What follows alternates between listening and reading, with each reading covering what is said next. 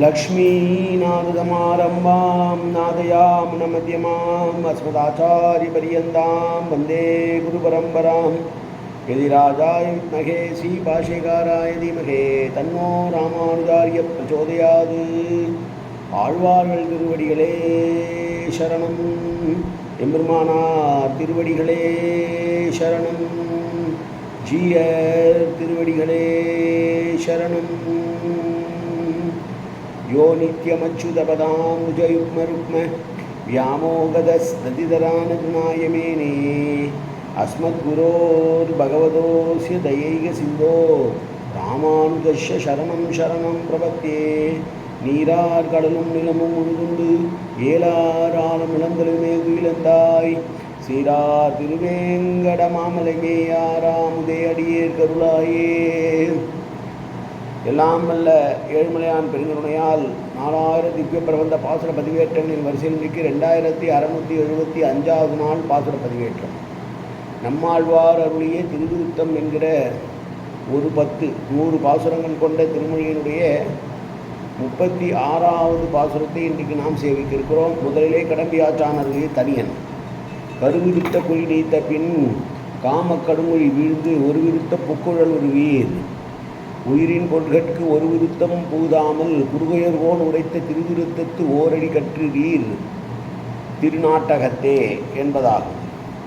36வது பாசுரம் தோழி தலைவனுடைய இரக்கமற்ற சுபாவத்தை பற்றி பேசுகிறாள்.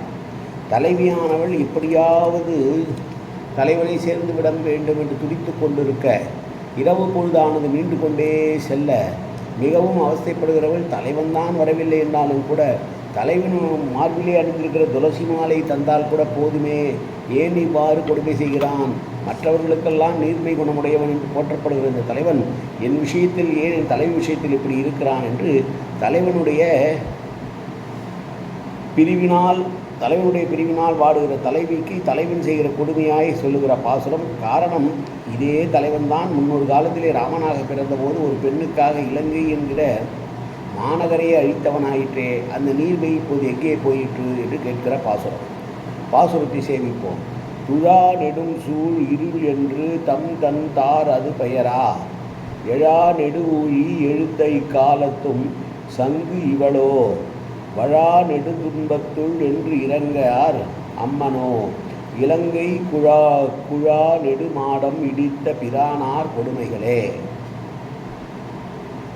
ஒரு பொருள் எங்கே இருக்கிறது என்பதை அறிய முடியாமல் கைகளால் தேடி கண்டுபிடிக்க முடியாத கும்மிருட்டு சூழ்ந்த இரவு.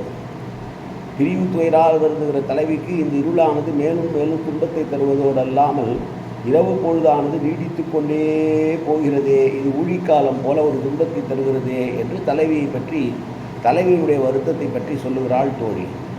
அப்படி இந்த சமயத்தில் கூட உன்னை விட்டு பிரிந்த தலைவி விட்டு பிரிந்தவன் அவள் துன்புறுவாளே என்ற எண்ணம் இல்லாமல், அவளுக்கு ஆறுதல் சொல்ல வேண்டும் என்ற எண்ணம் இல்லாமல் நேரில் தான் வரவில்லை, தான் அணிந்திருக்கிற தன்னுடைய உடல் மீது பட்டு இருக்கிற அந்த துளசி மாலையாவது கொடுத்து விட்டால் அவள் கொஞ்சம் சமாதானம் அடைவாளே என்ற எண்ணம் கூட இல்லாதவன் தான் இங்கே இருக்கிறான். இவனைத்தான் நாம் போற்றுகிறோம். ராமாவதார காலத்திலே ஒரு பெண்ணான சீதைக்காக இலங்கை என்று 7 கடல் சூழ்ந்த இலங்கை என்று சொல்லுவார்கள். அப்படி இலங்கைக்கு பாலத்தை கட்டி வானர்கள் மூலமாக சைனியத்தை திரட்டி பாலத்தை கட்டி அங்கே இருக்கிற இலங்கையில் உள்ள பெரிய பெரிய மாடங்களை எல்லாம் இடித்து நொறுக்கி ராவணனை கொன்று சீதையை மீட்டான் என்று சொல்லுகிறோமே, அந்த தலைவன் தானே இவன்.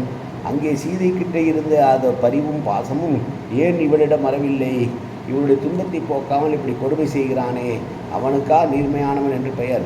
இந்த ராமனா நீர்மையானவன் என்றெல்லாம் ராமாவதாரத்திலே சீதைக்காக பெருமான் பெற்ற பரவட்டும் துன்பங்களை கூறி அப்படியெல்லாம் ஒரு துன்பப்பட வேண்டியதில்லையே, நினைத்தால் வந்து பார்த்துவிட்டு போக முடியுமே, இல்லாவிட்டாலும் கூட தன்னுடைய மாலையை கொடுத்தால் கூட அவள் நிர்மமாக இருப்பாளே, அதை கூட செய்ய மறுக்கிறானே இந்த தலைவன், என்ன கொடுமை என்று சொல்கிறாள். இந்த பாசுரத்திலே தோழி தலைவிக்காக இறங்கி தலைவனை திட்டுகிற பாசுரம். மீண்டும் ஒருமுறை பாசுரத்தை சேவிப்போம்.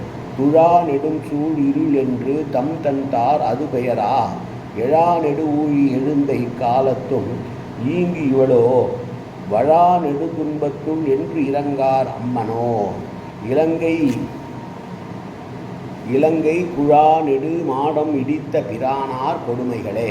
காயேன வாச்சா மனசேந்திரியர்வா புதார்த்தனாவா பிரகசேது சுபாவாது கரோமி எத்தது சகலம் பரஸ்மை சீமன் நாராயணாயேதி சமர்ப்பயாமி. உடலாலும் உள்ளத்தாலும் வாக்காலும் சகலவிதமான பாபங்களும் தோஷங்களும் நிறைந்ததாக உலகத்தை இயல்பிருந்த போதிலும் அடியேன் செய்கிற நல்வினையோ தீவினையோ அத்தனையும் உன்னுடைய கமலமலர் பாதங்களில் சமர்ப்பிக்கிறேன் கண்ணா. காத்தொள்வாய் கண்ணா, ஏற்றுக்கொள்வாய் கண்ணா. எப்போதும் திருநாமம் கண்ணா கண்ணா கண்ணா என்று என் ஆவில் ஒருவதற்கு அருள்வாய் கண்ணா. சர்வத்திர கோவிந்தநாம சங்கீர்த்தனம். கோவிந்தா கோவிந்தா கோவிந்தா கோவிந்தா கோவிந்தா கோவிந்தா கோவிந்தா கோவிந்தா கோவிந்தா.